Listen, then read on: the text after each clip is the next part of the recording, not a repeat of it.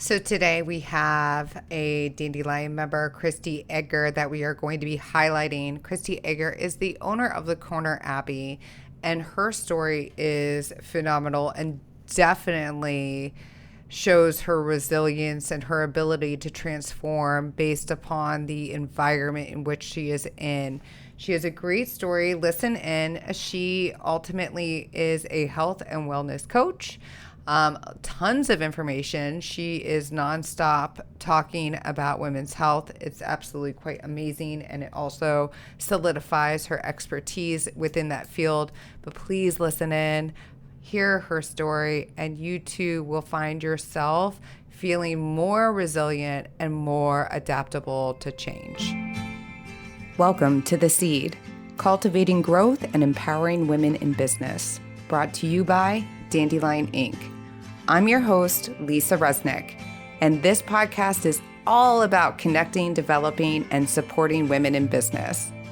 Join me as we explore tips and insights on leadership, business development, and social media strategies that can help you thrive.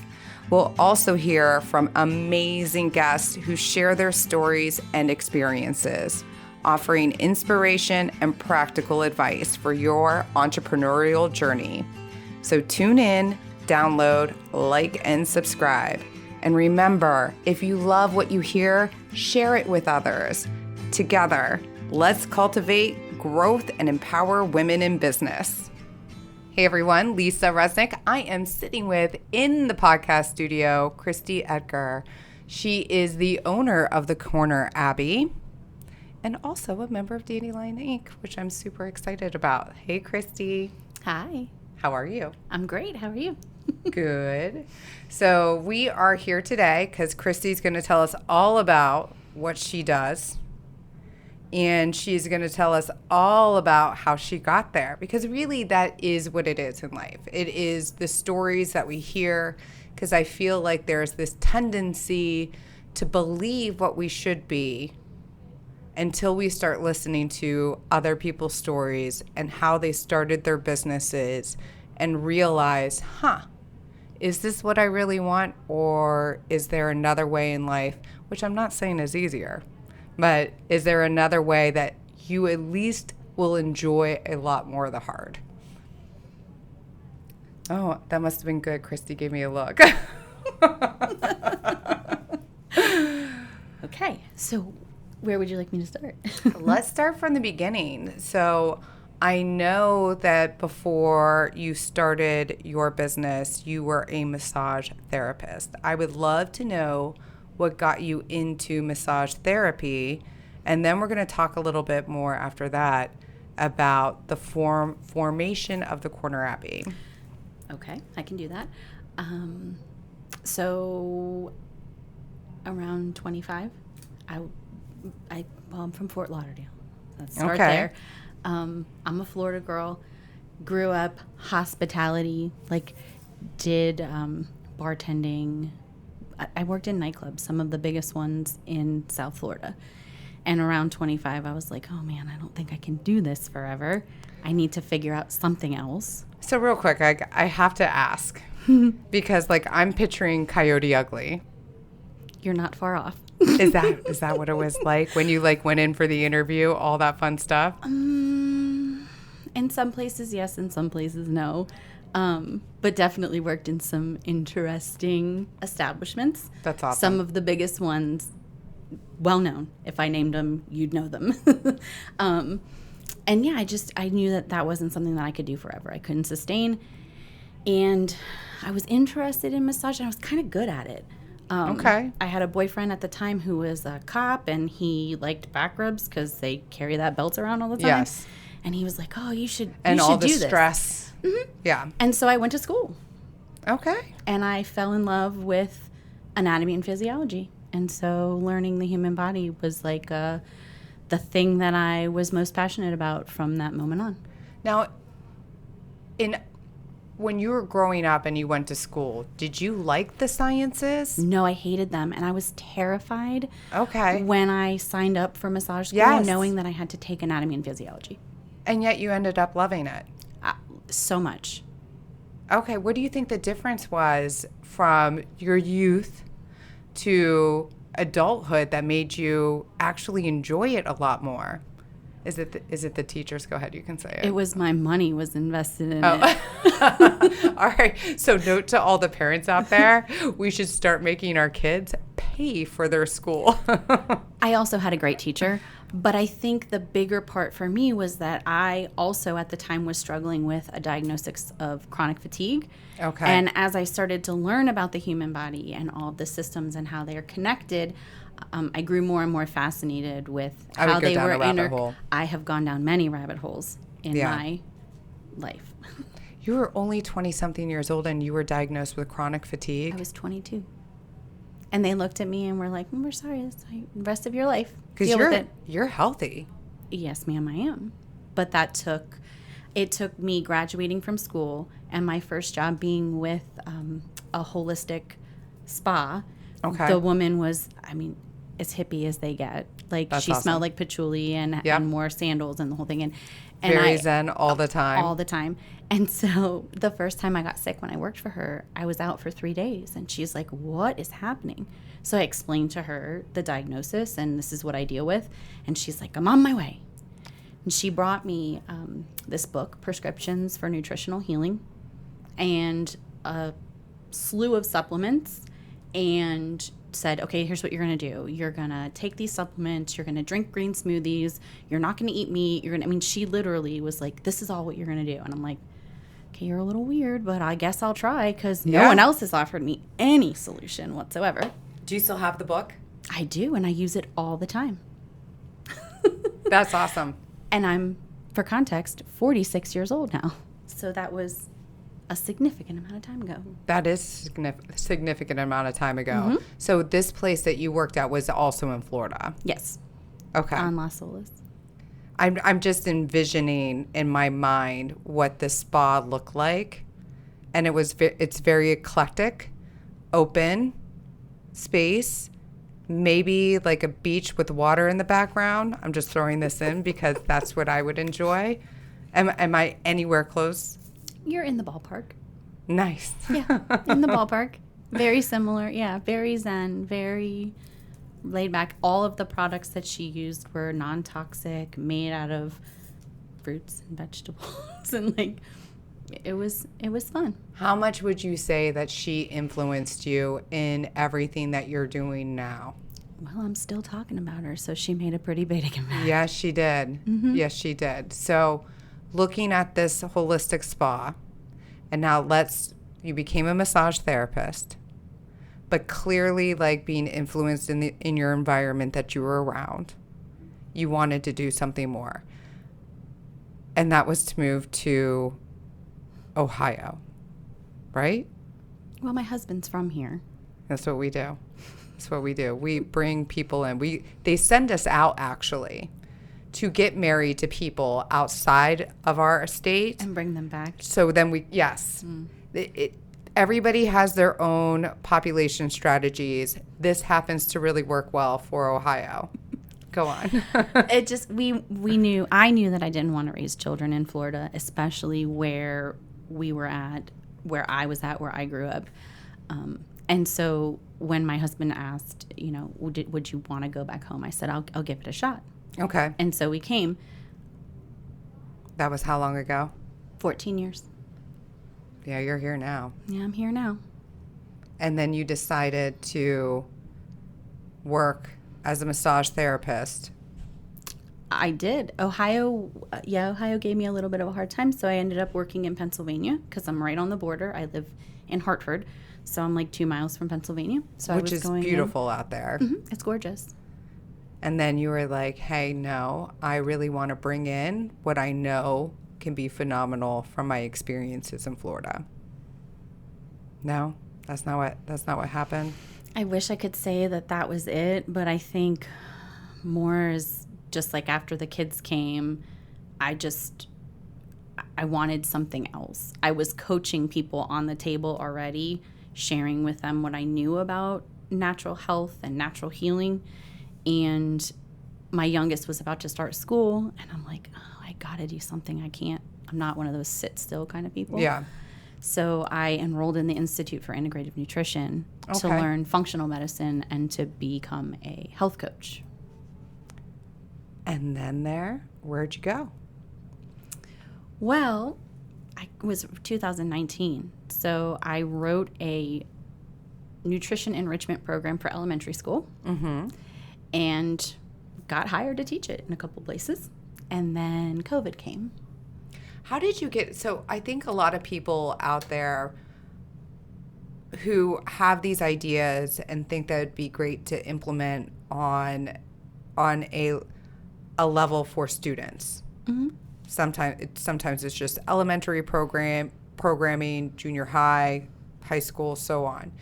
How would you recommend people actually getting in the door to have this programming actually be instituted and giving that window of opportunity for those that have other types of programs? Because let's face it, school curriculum is very limiting.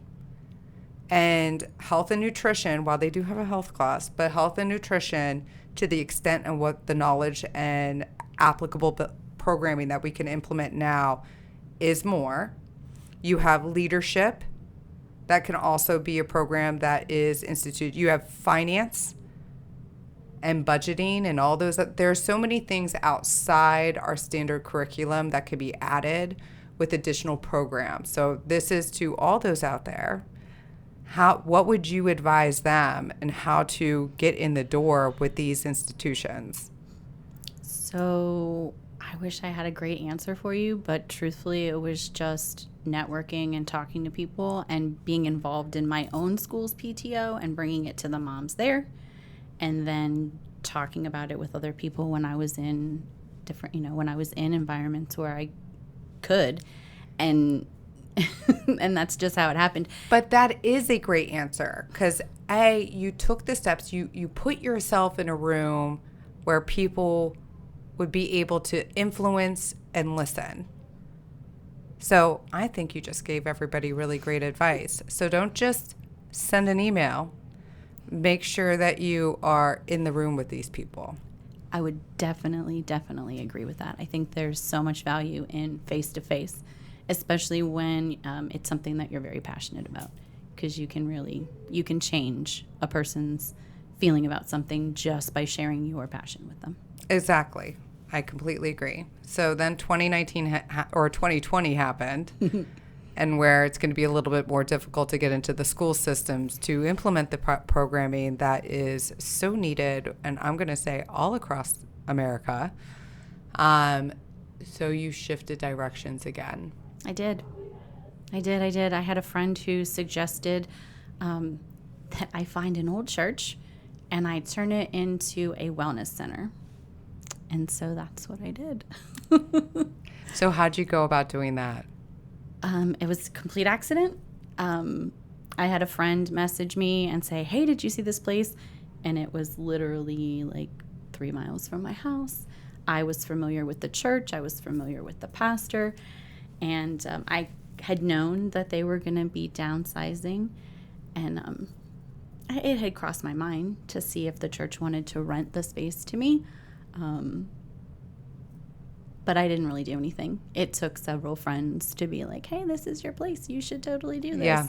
And they pushed me in that direction. Now, what was the idea of when you first opened up Corner Abbey? Like, what did you envision it to be in your mind? So what I wanted was for multiple different holistic healthcare practitioners to come together and offer services.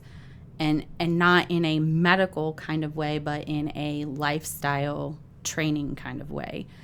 And that didn't quite work out the way I wanted. Finding people that wanted to come in and take ownership was difficult. So I'm pivoting again. And where are you pivoting? Well, I'm mostly focusing on being a lifestyle training facility. And it's more important to me to coach people, especially women. That's been that's my new rabbit trail, I guess, is women's health and the lack of research, I guess, that we have about our health and what influences it. Yeah, don't get me started about the lack of information about women's health that is out there. I mean, if you are 20-something years old right now, if you are 15 years old right now listening, hey. But also, girls, you cannot, don't wait till you're like my age at 47 and start asking the questions and paying attention more to our bodies and realizing things have shifted and changed. Because what you find out is things have been happening all along.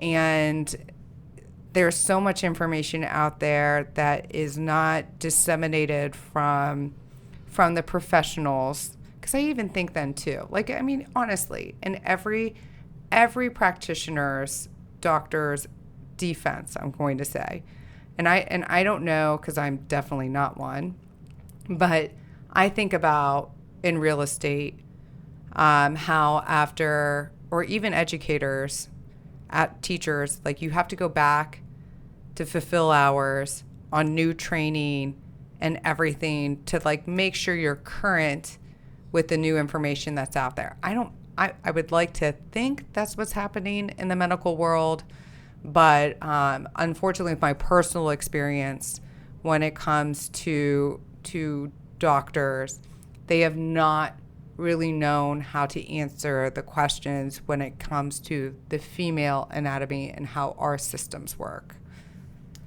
That's because they don't. Yeah. And not only do they not know about females, and it is due to our cycle and the fact that our hormones are so up and down and all over the place that we are not consistent test subjects for things. Yes. So when we're given a protocol as women, it's been tested on a man, not on us. And so we really don't know how it's going to affect us. We don't know how medicine's going to affect us, really. And so it's an interesting topic of discussion, because lifestyle is important for everyone. I mean, we do have an epidemic in this country of obesity and yes, we do. Chronic disease and those types of things, which are all fixable by lifestyle. Yes. But for women, it's just so different. And we have these very defined periods in our life: puberty, pregnancy, perimenopause. And, we get excited about puberty and yep. we throw parties when you have babies. But perimenopause, we don't talk about. No. And women are really not being supported well in this at all. No, actually, I didn't know what perimenopause was or that word even existed until 2 years ago. I thought it was just menopause. Like, you just went through menopause and that was it. Then you were done. Well, and we're sold this idea that it's like this thing you go through and it's done, but it really starts like 10 years before you hit that place of menopause. And if you go into the doctor at my age, so 2 years ago, I go into the doctor and I'm like, I'm having like night sweats and hot flashes and like my hair's falling out. What in the world? Like, am I in menopause? And they're like, oh no, you're too young. Yes. Okay, so then what's happening? We don't know. Yeah. So I feel like I've been told this a lot in my life by a doctor, like a medical doctor. Yes. Yes. But it's interesting with them as well. Like, their nutritional training, like, of the human body in school is so very limited. It's like less than 24 hours of training. They're really trained in pharmaceuticals. Yes, in which why I'm a huge advocate of making sure you go to those that are niching in whatever field. It's because they are the ones that are doing the deep dive. This is their world. This is all that they know. If anybody listening could talk to Kristy could talk your ears off when it comes to your lifestyle and health coaching. And you clearly know a lot about a woman's body and the things that we need to start calculating into our minds to be the selves that we often say, I remember when 3 years ago I had the greatest body. 3 years ago, the clarity of my mind, I wasn't so tired, all the things. And that's where you come in. Yeah, to encourage you that's a totally normal thing. That's your body adjusting, your hormones are shifting, and it's interesting. So what have you thought about the shift from being that brick and mortar into a more digital sphere? How have you enjoyed that? You could be honest. I hate it. I'm a people person. I like people. I like connection. It goes back to what I was talking about with networking. Like, there is so much power in being with other human beings. But because the message is so important, and I do feel like there's so many women who need the information that I have been acquiring over the years, I am bravely tackling all the things digital. And you are bravely tackling it. And it is a world that is constantly growing, shifting directions. I do think, and I truly do appreciate this, that you agree, like me, are like, perfection is totally overrated. Get it out there, because it's about what the value that you bring, not the pretty colors that go along with it to showcase it. Progress over perfection. Exactly. It's progress over perfection. And again, it's about the value that you're providing. So I think that is essential, and I think that you clearly do that. But I know it's a struggle, and like figuring out like how to price things with digital, how to market things that are digital, how to incorporate this throughout all your platforms. How do I still get that fulfillment that I receive with my one-on-ones and seeing people face to face? Because you don't want to lose that, because there can, like if you're sitting there talking to a digital room full of 100 people, like, yes, you're excited and you're like, holy cow, all these people are in this space, and you're overwhelmed with joy. But you're also like, man, I wish I could look at them all. I wish that like we can touch and see each other. So getting over those and incorporating ways that you're still able to have that part of what you love in addition to the other part is essential. Yeah, because it's not just that I love it. It's also that they taught us at the Institute for Integrative Nutrition about bio-individuality, and that we're also incredibly different. So I can talk to a virtual room of 100 women, and they're all different, and they all need something different, and they're all experiencing something different. And so sometimes when you're in that virtual space, that gets lost, because they need you. They need that personal connection to say, okay, this is the thing that I'm struggling with. What do I specifically do? And so I'm looking for ways at this point to overcome that piece. But I think the bigger part for me right now is just getting the message out there and really being able to talk to women about the things that we go through and the things that we experience, and making it more normal, making it a normal conversation. I agree. Listen, I will be that person out in public with you, sitting at a table, and I'll be happy to talk publicly with you about perimenopause and all the things that we go through, because I don't believe that those conversations shouldn't be had. Yeah, it needs to be a very normal thing now. We need to stop making it my such poor a boys hush-hush. Hear this stuff. Yeah, mine too. Yes, so for everyone out there, I do think it's very important that we communicate appropriately. Obviously. Yes, appropriately. But yeah, my kids know about perimenopause right now. My kids know about mood swings. Oh, yeah. They know about, Mom, where are you in your cycle? Yeah. Is it a time when you're fragile? Yeah. And then they're very As kind. I let them know that they go through the same thing. Yeah, but theirs goes like every Longer? 30 seconds. I don't know. They get like hits of testosterone all the time. Oh my gosh, it's crazy. Their system works completely different than ours. I mean, and if you look at it from a primitive lens, all humans were created for survival. Yes. But women specifically, we survive, but also procreate. Yes. So we have two major jobs that we do. And so that system is equally as important as the others. It truly is. And to all the girl moms that might be listening, I'm going to let you know the boys are just as emotional as the girls. Oh my gosh, that's so true. Yes, I have an emotional boy. Yes. He feels all the things. Yes. So do you think that moving forward with the Corner Abbey, that you are going to incorporate even more digital courses and then also have the hybrid of those that are able to come to your beautiful space that you have. Definitely.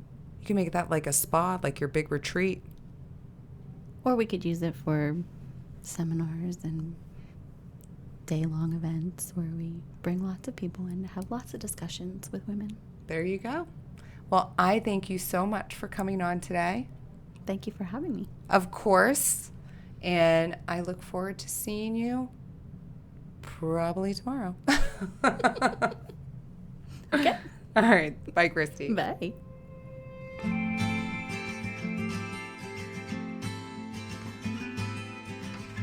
Thank you, everyone, for listening in to The Seed.